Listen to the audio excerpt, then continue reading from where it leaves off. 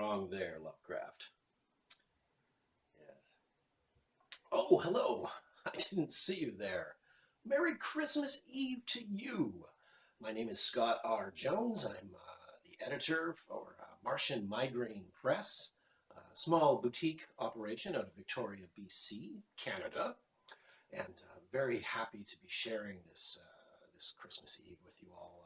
All my spawn have returned to their middens, and we're just waiting for old Saint Nick to arrive and augment the tree, the gifts under the tree. Ha! Meager though it may be.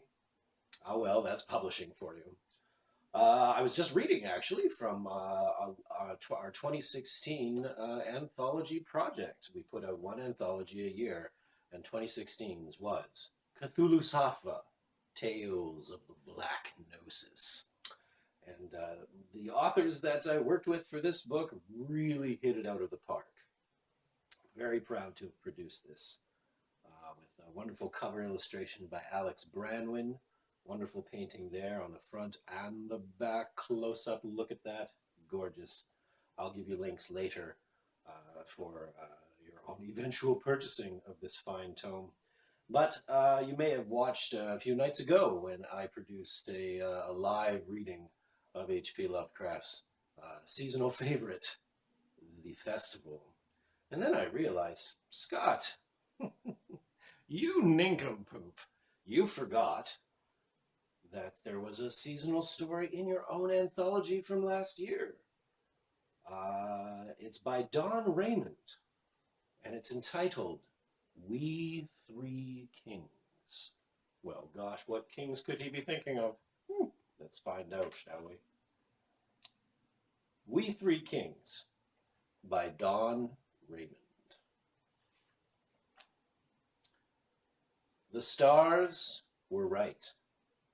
It hung in the west, in the sign of the fish, the searing gaze of a newborn god, and the skies were mad with lights. Rising in the constellation Pisces, the planets touched, merged, and burned as one. They read the scrolls, ancient when man was young, and they knew what must be done. Their bags were heavy, filled with gold, with frankincense and myrrh, and the iron-bound books they carried, the method of their master, and the other.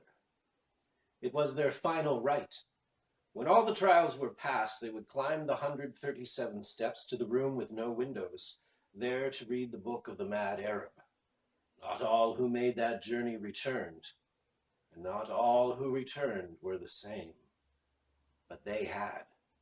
They were the greatest of their order, and they carried it with them now in their time of greatest trial. By night, Balthasar would turn to the prophecy written therein.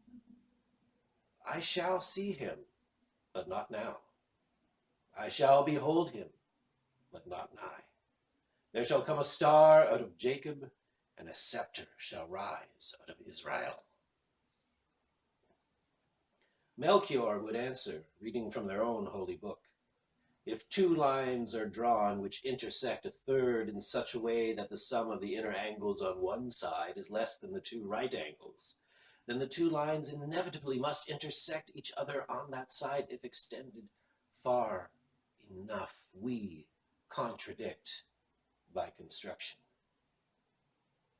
They went by secret ways, hiding as much as was possible from the three-lobed burning eye in the heavens. They ate dates, and their beards were long. As they came up from a wadi, they met 4 travelers riding eastward. Do you seek the new king? Their leader asked. We may say only that we travel towards the sunset, Gaspar replied. The leader drew back his cloak, reaching for his sword. His hands were strangely shaped, and his eyes glowed in the torchlight. Our Lord has warned us of you, he said, as his companions drew their weapons.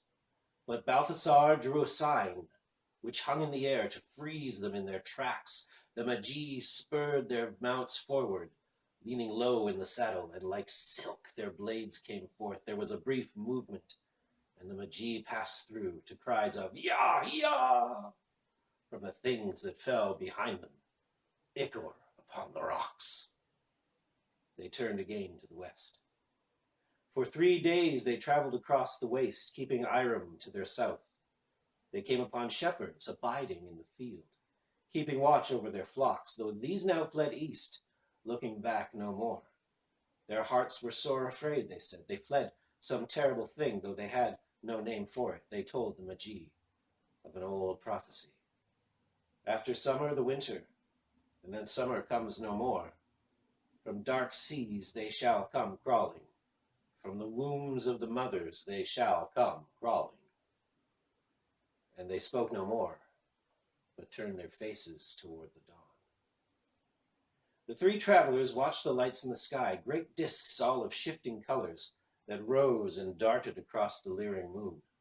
Once, as they lay at rest before their tent, a great beam of light descended from the face of that gibbous orb to strike in some distant land.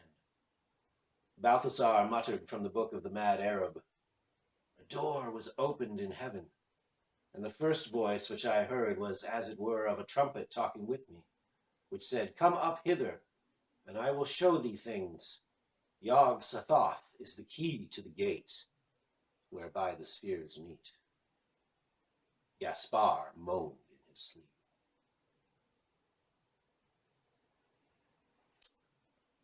Then it was that they crossed into the hill country. All around them, crumbling peaks rose from the battered sands of the desert canyons. They towered vertiginous above them before dropping into salt basins, where strangely shaped mounds littered the desert floor. It was said these were once the inhabitants of forgotten cities, where abominable rites were practiced in the names of gods no longer spoken in that fire-scorched land.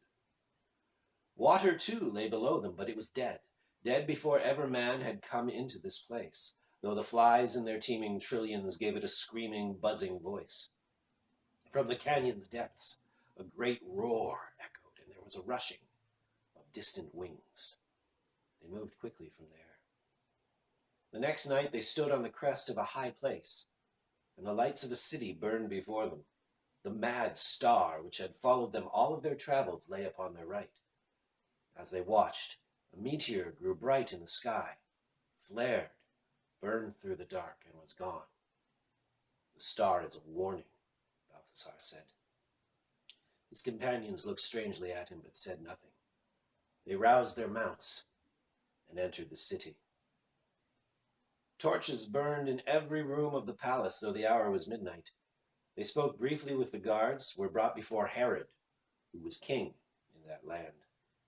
Melchior spoke to him, saying, "Where is the child? We have seen the star from our towers, and have come seeking him." When Herod heard them, he grew frightened, and summoned the priests and wise men.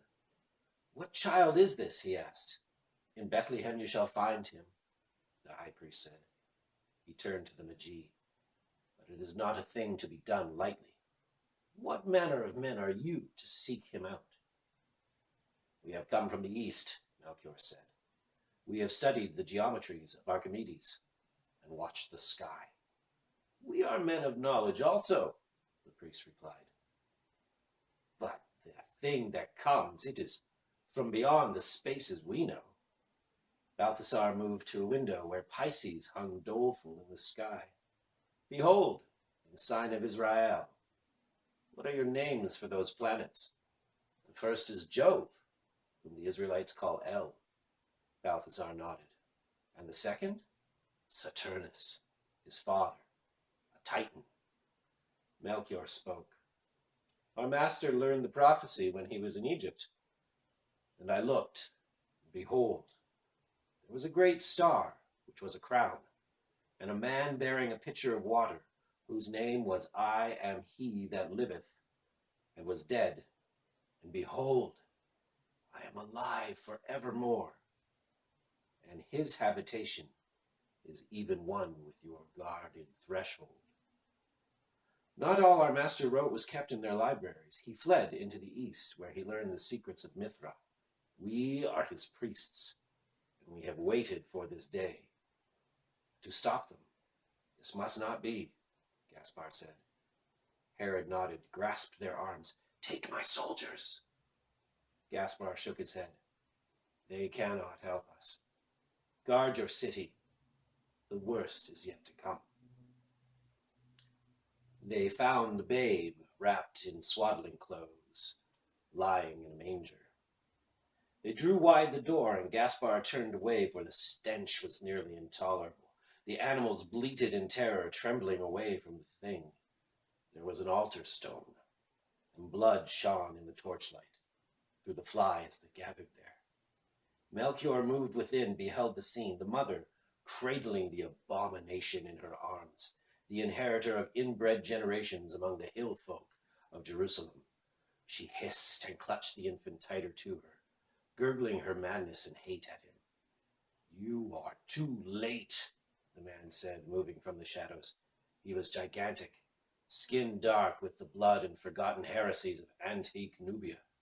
Sweat rolled from his brow as he heaved his bulk toward them. "He is come again into the land of Canaan." Gaspar drew his knife, all silver, etched with the geometries of forbidden spaces. "Only for a time," he said. Joseph threw back his head and laughed, a hyena's baying bark. "Ya, ya," he chanted. "De gone fit guia, relier netru, detui fatagen." Darkness rose in the corner. The cattle lowed in panic as the angles deepened, curved in upon themselves, and took on abyssal depth. From within, a shape began to coalesce, moving from immeasurable depths, past stars dead and planets mad with the things that moved upon them. Then Melchior stood forth and hung a sign upon the air. Time slowed, began to creep. The thing inside crawled on, its motions the passage of aeons.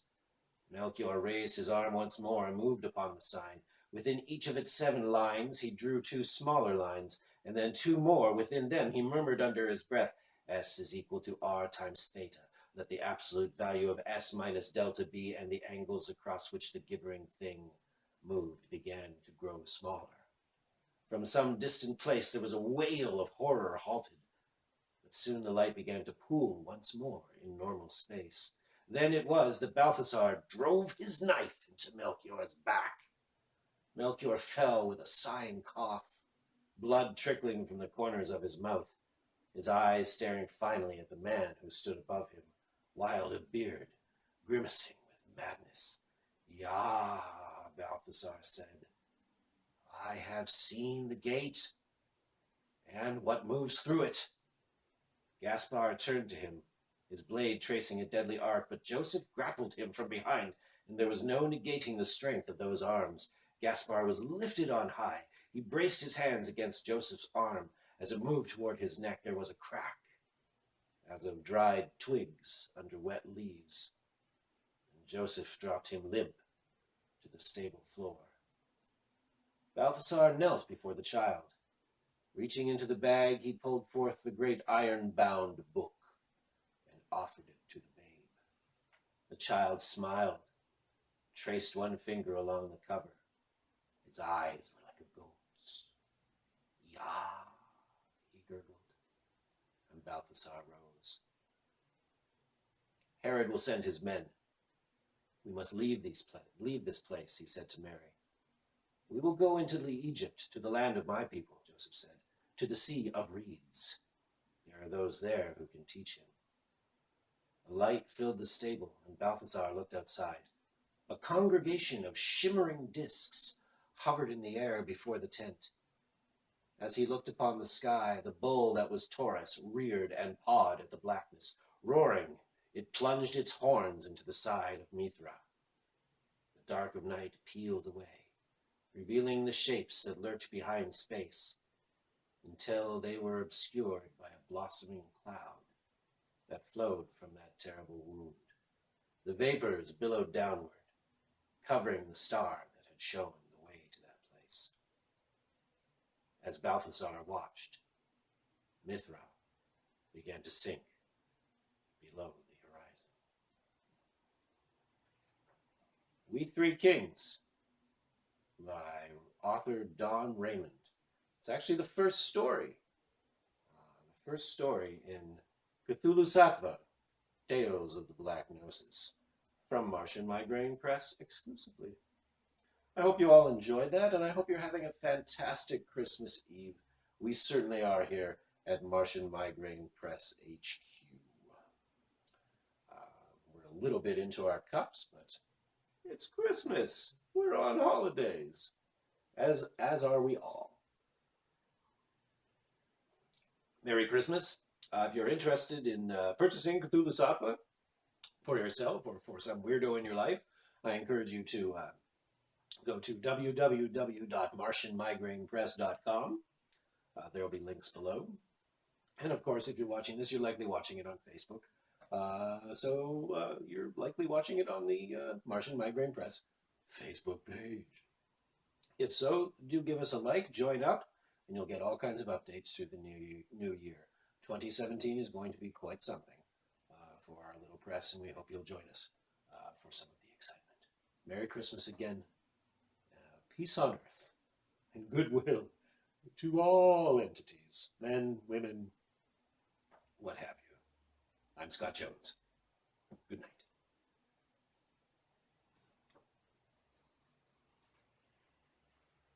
Ooh, that's a good